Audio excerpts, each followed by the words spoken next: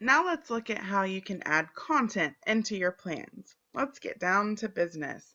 I'm just going to do a quick overview and then give you time to look at the steps in the training and just explore and get to know your planner.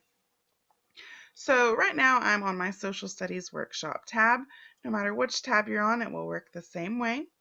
We've looked at how to populate our standards. So when I get ready to actually start typing in some work, I can always double click in a box to open it up so that I can type. You'll notice you can always also type in this formula bar here for any cell that you're on. It feels a little more like Word when you double click and type in the cell. Now here's a fun trick that will be your best friend when you're planning in Google Sheets.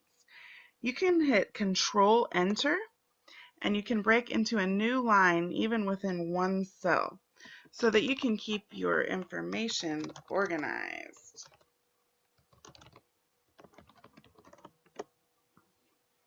Again, that was Control Enter. Will get you a new line. Anytime you type within a cell, it'll automatically wrap the text and expand that cell for you. Let's say you're using a resource, a different website or another file that you've uploaded. You can always paste in any URL into a cell by hitting Control-C to copy and Control-V to paste. If you're going to be pasting multiple cells, I recommend adding in a new row for each URL that you might be pasting in. For example, maybe during student work time, I have a few different stations that students will move through to help them practice the standard of the day. So I might have one file here that's an article they're going to research. I can right click on that row and say insert one below to give me a new cell where I can paste a different link, maybe to a particular resource that I want to make available and they're researching. At times you may want to attach your own files into your lesson planner. So what I recommend to you is to make the most of your lesson plan folder in Google. So in my lesson plan folder, I'm going to go to New and then New Folder to give myself a spot to save different resources. If you really like filing and organizing, you might even make a different one for every 6 weeks. And here I can upload some files from my computer that I want to attach into my lesson plans. So I'll come over to New, File Upload, and just select something from my computer that I want to upload into my plans.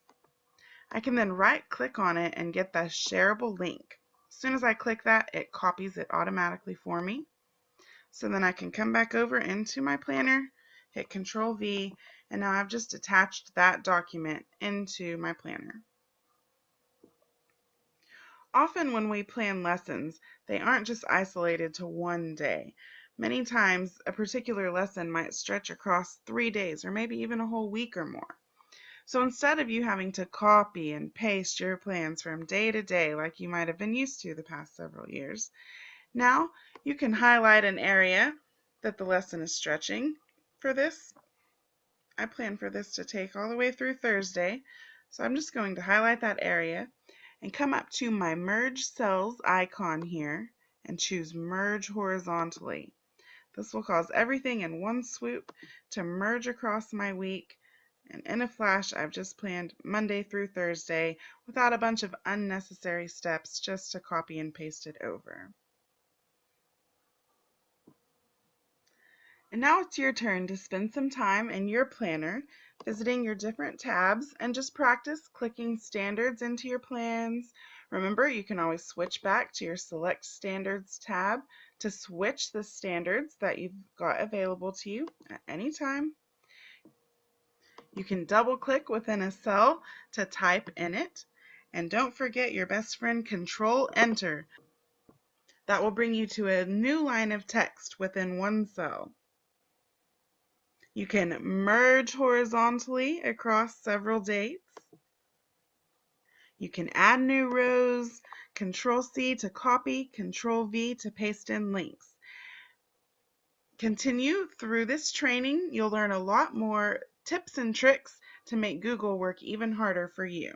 Happy planning!